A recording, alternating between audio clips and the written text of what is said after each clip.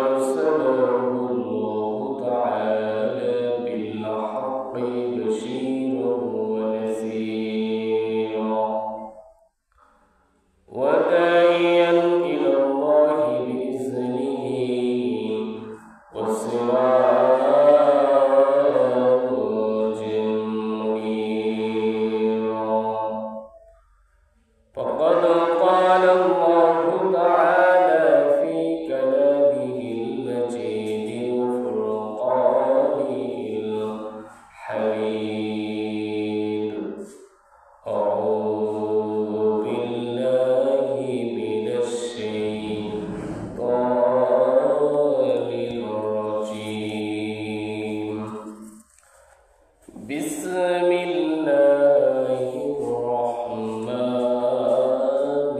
الرحيم إن الذين كفروا ظلموا لم يكن الله ليغفر لهم ولا ليهديهم طريقا وقال رسول الله صلى الله عليه وسلم إن في خلق السماوات والأرض أخلص دينك يكفيك العمل القليل يا أيها الذين آمنوا صلوا عليه وسلموا تسليما شكر محبته قل اللهم صل على سيدنا مولانا محمد وعلى آل سيدنا مولانا محمد كالنبيا कंदोड़ी मोन क्यों तो तुम्हार अपुन जीवी शेया सिन शही मदीना अल्लाहुम्मा सल्ली अला सय्यिदना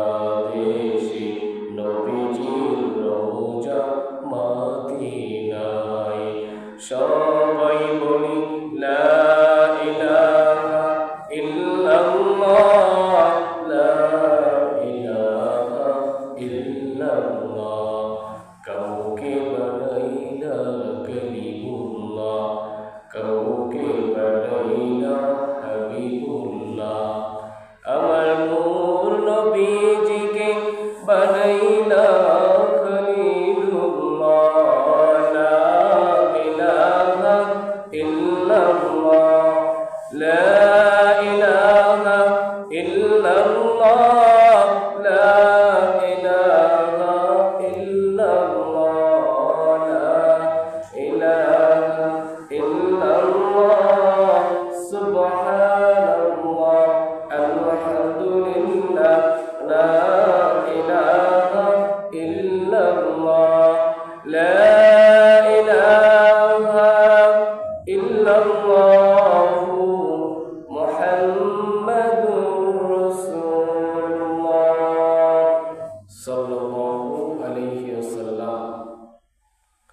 সম্মানিত হাজিরিন, সম্মানিত মুসলিমরা, মুরব্বী আজম, আমার পিতা সমতুল্য বাবাজিরা, আল্লাহ পাক রব্বুল আলামিন আজ পবিত্র জুমার দিনে জুমার নামাজ আদায়ের লক্ষ্যে এই পৃথিবীর শ্রেষ্ঠতম জায়গা আল্লাহর মসজিদে আমাদেরকে দুনিয়ার ব্যস্ততা রেখে, দুনিয়ার কাজকর্ম রেখে, সাংসারিক পারিবারিক সব ঝামেলাকে উপেক্ষা করে আল্লাহ পাক রব্বুল আলামিন আমাকে এবং আপনাকে আল্লাহর মসজিদে আসা এবং বসার তৌফিক দান করেছেন।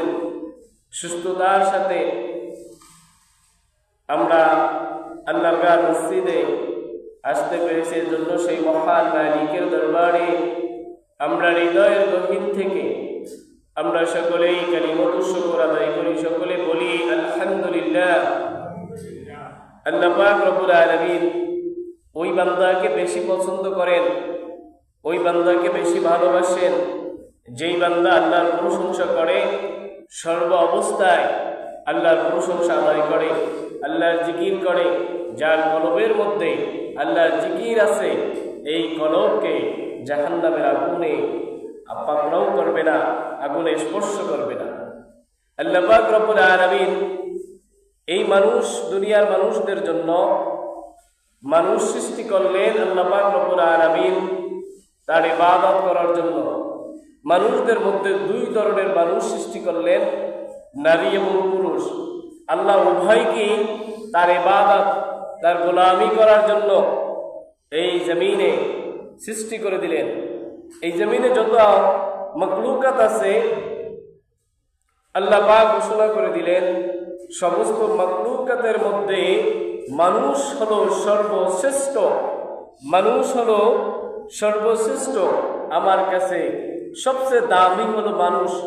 এই মানুষ হলো আমার কাছে সবচেয়ে প্রিয়, কারণ এই মানুষই কি করবে? আমার প্রশংসা আদায় করবে, আমার গোলামি করবে। এই মানুষদের জন্য আমি তাদের হেদায়াতে আমার পথে রাখার জন্য আমি কুরআনুল কারীম এমন এক কিতাব নাজিল করে দিলাম। এই পৃথিবীর শত শত বছর পার হয়ে গিয়ে হাজার বছরে উপনীত হওয়ার পরেও আজ পর্যন্ত এই কুরআনুল কারীমের মধ্যে কোনো ভুল বের হয় নাই, হবেও না কিয়ামত পর্যন্ত। এটা এভাবেই থাকবে। আর এই সংরক্ষণকারী একমাত্র আল্লাহ পাক রব্বুল আলামিন। এই সংরক্ষণ কুরআন করেছেন লৌহে মাহফুজে। সুদীর্ঘ 23 বছরে আল্লাহ পাক রব্বুল আলামিন আমাদের এই হেদায়াতের গ্রন্থটা আমাদের কাছে আল্লাহ পাক রব্বুল আলামিন পৌঁছে দিয়েছেন।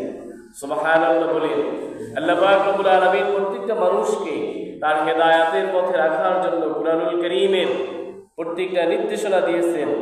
আল্লাহ পাক বলেছেন, ইন্নাল্লাযীনা কাফারু যালামু লাম ইয়াকুনিল্লাহি লিয়াগফিরা লাহুম ওয়ালা লিয়াহদিয়াহুম তরিকা।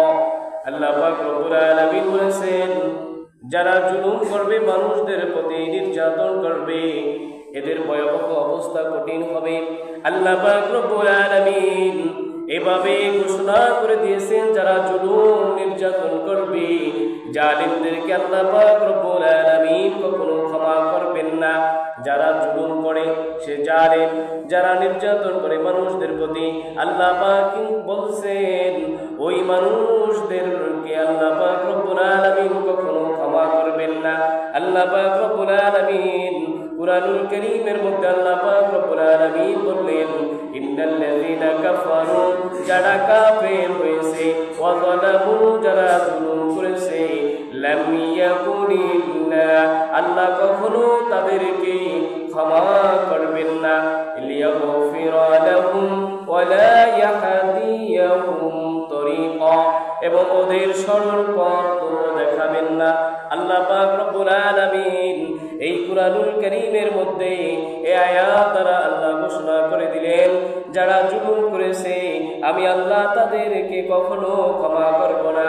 যারা কাফের হয়েছে আমি তাদেরকে ক্ষমা করব না।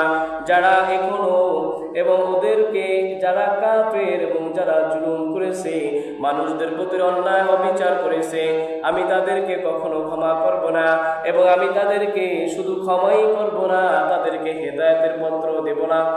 আল্লাহ পাক বলেছেন, সমস্ত মানুষ যখন গুনাহ করবে, যখন অপরাধ করবে, আল্লাহর কাছে যখন তওবা ইস্তেগফার করবে, ইন্নাল্লাহা তাওয়াবিনা, আল্লাহ পাক বলেছেন যারা তওবা ইস্তেগফার করবে, আমি তাদের তওবা কবুল করে তাদেরকে আমি চিরতরে ক্ষমা করে দেব।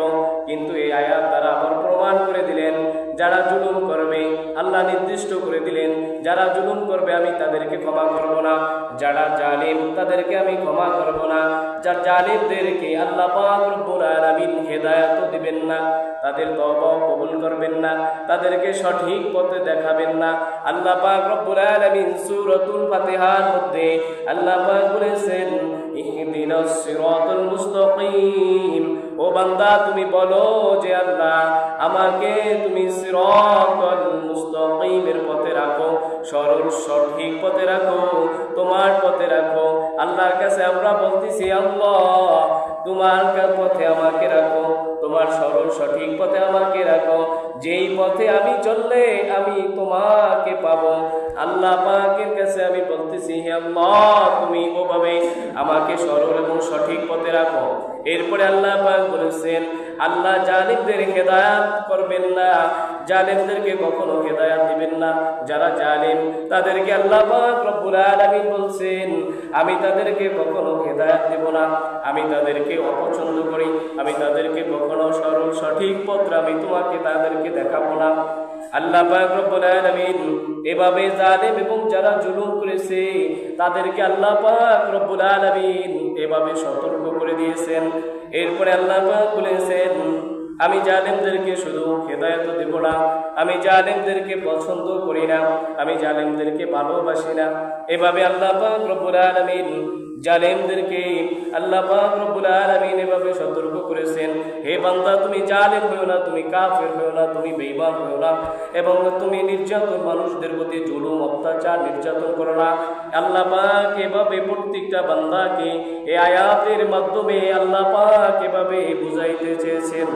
তাইলে আমাদের কি, যে যারা জালিম, যারা মানুষদের প্রতি অন্যায় করবে, অবিচার করবে, যারা জুলুম করবে, যারা নির্যাতন করবে, এদের কাছে, এদের আল্লাহর কাছে এদের কোনো কি ক্ষমা নাই, আল্লাহর কাছে এদের কি কোনো মাপ নাই, এদের কোনো ছাড় নাই। আল্লাহ পাক এদেরকে সঠিক পথে দেবেন না। আল্লাহ পাক এদের জন্য এমন শাস্তির ব্যবস্থা করে রেখেছেন, যারা এই জাহান্নামে সবচেয়ে বেশি তারাই যাবে। কারণ আল্লাহ পাক রব্বুল আলামিন কি করবেন না, তাদেরকে ক্ষমা করবেন না। তাইলে তাদেরকে যদি আল্লাহ পাক ক্ষমা না করেন, তাহলে তাদের অবস্থান কোথায়? তাদের অবস্থান জাহান্নামের তলদেশে হয়ে যাবে। এবং ওদেরকে আল্লাহ পাক বলেছেন যে আল্লাহ তাআলা মানুষের উপর জুলুম করেন না।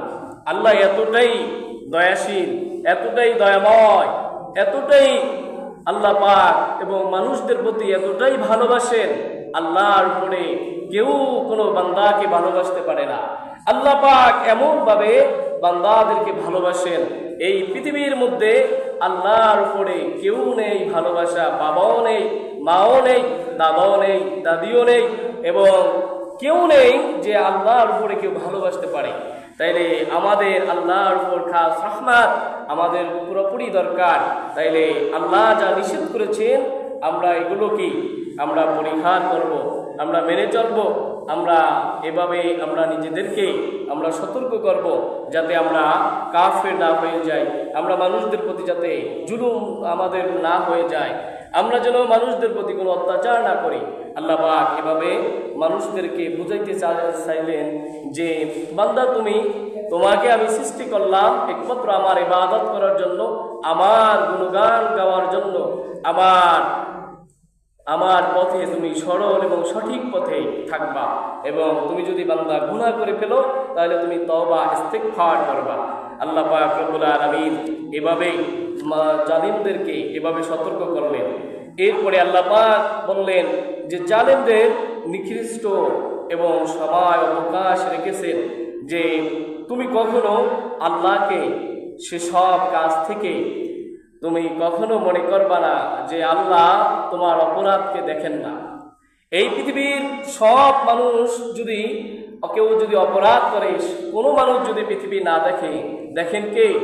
একমাত্র আল্লাহ পাক রব্বুল আলামিনের চোখে ফাঁকি দেওয়া যাবে না।